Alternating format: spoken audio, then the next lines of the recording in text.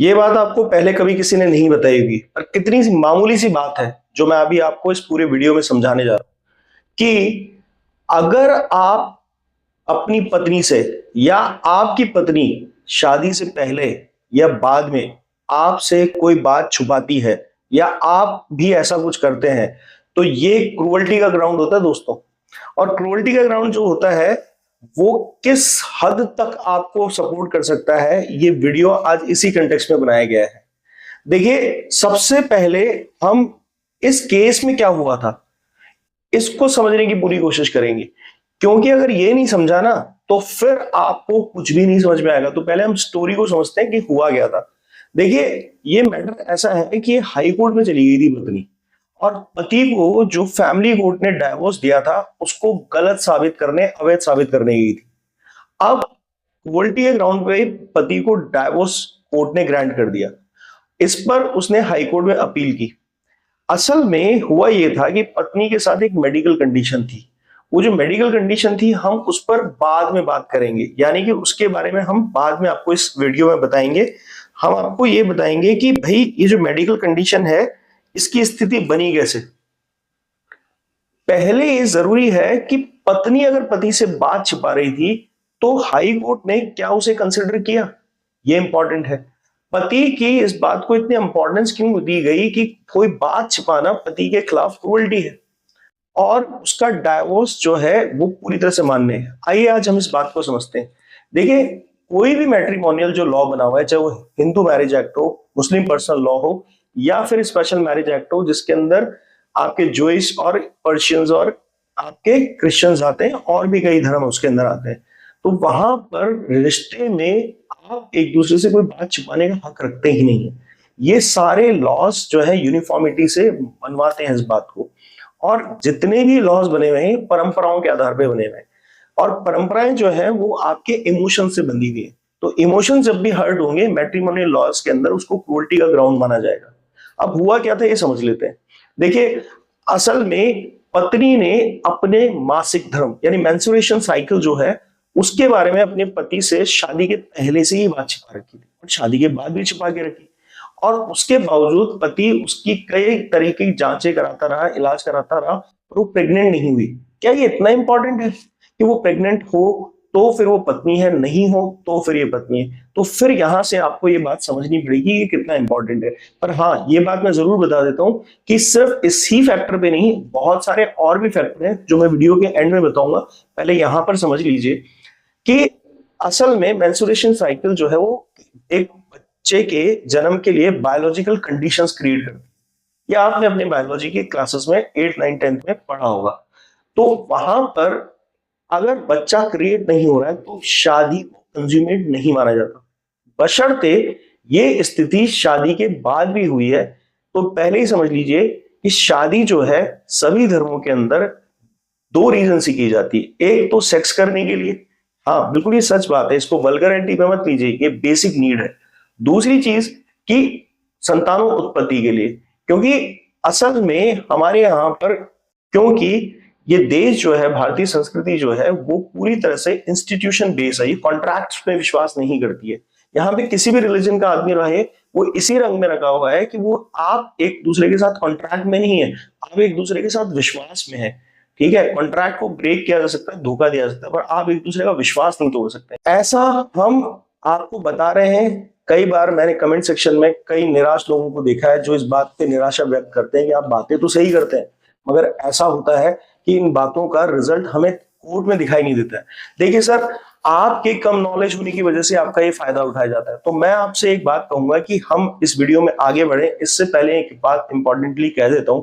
आप अपने आप को एजुकेट क्यों नहीं करते, खुद क्यों नहीं समझते लॉ को? हमारे कोर्सेज भी इसी तरह के एडवांटेजेस को, इसी तरह के पर्क्स को डिजाइन करके बनाया गया है। ये इंटेंस ट्रेनिंग है। इंटेंस ट्रेनिंग का मतलब है कि आते ही आपको आपके केस के प्रिपरेशन स्टार्ट करा दी जाती है, हार्डकोर ट्रेनिंग चलती है, उसके कई वेरिएशंस होते हैं। आपको कोर्ट में कैसे बोलना है, आपको कैसे बात करनी है, कोर्ट के अंदर आपकी जो ड्राफ्टिंग है उसको प्रेजेंट कैसे करना है, आप एविडेंस दिखा रहे हैं, नहीं कंसिडर कर रही है, मान रही है। अगर आपका, देखिए मान रही है तब तो बहुत ही फायदा है, पर अगर विरोध हो रहा है तो उसका फायदा कैसे उठाया जा रहा है। विरोध भी करने पर अगर आप सच्चा केस लड़ रहे हैं तो भी आपके पास एडवांटेज है। ये कोर्सेज के हमारी दमदार पेशकश है। इसके अंदर काफी लोग हमसे जो जुड़े हैं वो काफी अच्छे रिजल्ट्स महसूस कर रहे हैं, आ रहे हैं उनके रिजल्ट्स, और पॉसिबिलिटीज पे काफी लोग ये मान के चल रहे हैं कि वो जल्दी फ्री हो जाएंगे।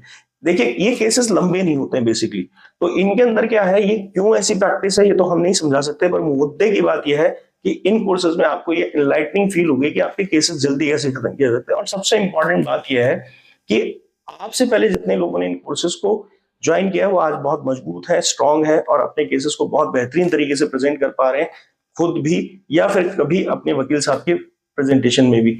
सबसे इंपॉर्टेंट चीज अब मैं जो आपको इन कोर्सेज की बता रहा हूं वो ये है कि आप अपना केस जो है वो पूरा एक्सरे की तरह देखने लग जाते हैं। और जो लोग यहाँ निराशावादी होकर सोचते हैं कि बातें तो बड़ी कर रहे हैं पर क्या ऐसा कोर्ट में होता है, तो मैं कहूंगा हमारे यहाँ तो होता है, काफी अच्छे रिजल्ट्स आते हैं। इसकी कोई गारंटी क्रिएट नहीं की जा सकती, पर इसके रिजल्ट्स आपको अश्योरेंस दे सकते हैं कि हाँ ऐसा होता है। अब अगर आप किसी कानूनी समस्या में हैं और मुझसे समाधान चाहते हैं तो दिए गए व्हाट्सएप नंबर पर आप सारी डिटेल लेके मुझसे बात कर सकते हैं। और ये वेबसाइट इसीलिए बनाई गई है कि वहां से डायरेक्ट आप रजिस्ट्रेशन अपना करें और फिर उसके बाद अपॉइंटमेंट लें। तो फिर legalrz.com पे कब विजिट कर रहे हैं? तो ऐसी सूरत में जब कोर्ट में वो गई तो वहां पर हाई कोर्ट में पति ने दलील दी कि मैंने इसको बोला था।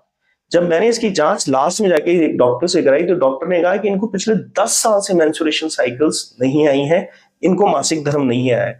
और जिस औरत को मासिक धर्म नहीं आता है वो बच्चा उत्पन्न करने की क्षमताएं खो चुकी होती है, और ऐसी सूरत में उसने उस व्यक्ति के साथ क्रूरल्टी की है, और इस आधार पर वो पूरी तरह से जो है अपने पति के खिलाफ एक क्रूरल्टी का रीजन शादी से पहले तैयार कर चुकी थी।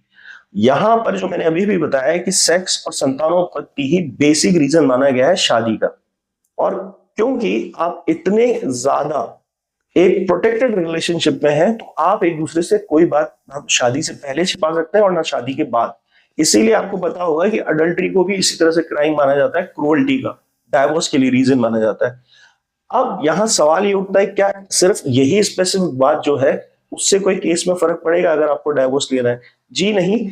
आपने अगर कभी भी ये बात पकड़ ली कि आपकी पत्नी अडल्ट्री में है, या मान लीजिए पैसे छिपा रही है, या कोई ऐसी परिस्थिति पैदा कर रही है कि जिसकी वजह से उसकी किसी बात को छिपाने से इस रिश्ते में बहुत बुरा प्रभाव पड़ सकता है, तो फिर वो क्रूरल्टी ही मानी जाएगी किसी एक स्पाउस के खिलाफ जिसने भी दूसरे स्पाउस के खिलाफ ये क्रूरल्टी की है। हालांकि पत्नी की दलील ये थी कि देखिए ऐसा है, मैंने भी अपनी मेडिकल जांच कराई थी और कुछ दवाइयों से मैं ठीक हो जाऊंगी, और ये मुझे डॉक्टर ने आश्वस्त कर दिया और मैं ठीक हो भी रही हूँ। पर ये कोरा स्टेटमेंट था, तो यानी कि आपको इस बात से डरने की जरूरत नहीं कि वो कुछ कह देगी, वो बोल देगी तो उससे कुछ फर्क पड़ेगा। नहीं, उस बात से कोई खास फर्क नहीं पड़ने वाला है। फर्क तो इस बात से पड़ता है कि अगर वो वहां इस तरह की कोई एविडेंसेस नहीं दे रही तो उसकी एक बकवास बात मानी जाएगी, यानी कि एक जर्नल मेयर स्टेटमेंट माना जाएगा। स्पेसिफिक रीजनिंग वहां अटैच नहीं है एविडेंसेस के सपोर्ट से। जब आप मेडिकल की बात कर रहे हैं तो ऑब्वियस है कि आप तो एक्सपर्ट है नहीं, आपको एक एक्सपर्ट ओपिनियन वहां पर दिखानी पड़ेगी जो कि है डॉक्टर की। वही जानता है कि मेंस्ट्रुएशन साइकिल आपके कैसे एक्टिव हो सकते हैं, नहीं हो सकते हैं। अगर आप उसको उन डॉक्यूमेंट से सपोर्टेड नहीं बता रहे, एक तरफ आप कह रहे हैं आपका मेडिकेशन चल रहा है, दवाइयां चल रही हैं और आप काफी हद तक रिकवर हुए, तो मेडिकेशन कहाँ है, वो जांच की रिपोर्ट्स कहाँ है, वो प्रिडिक्ट जो बकायदा डॉक्टर जो है प्रिस्क्रिप्शन लिखता है वो कहाँ है? कुछ भी नहीं है, डॉक्टर की गवाही भी नहीं करेगी। तो इस आधार पर बकायदा माननीय हाई कोर्ट ने इस बात का आधार मानते हुए कहा कि फैमिली कोर्ट ने बिल्कुल सही डिसीजन किया है। आप यहां आकर भी झूठ बोल रही हैं और फिर भी इस तलाक को कैंसिल कराना चाहती हैं, तो ये तलाक कैंसिल नहीं होगा, क्योंकि एक पत्नी इतनी बड़ी बात अपने पति से नहीं छुपा सकती, क्योंकि शादी संतानोत्पत्ति के लिए की जाती है, इस बात को ध्यान रखिए। अब हम इस बात पे आते हैं कि क्या इसके अलावा भी कुछ ऑप्शंस हैं? तो बिल्कुल, तलाक के लिए छिपाई गई हर बात में ऑप्शन है।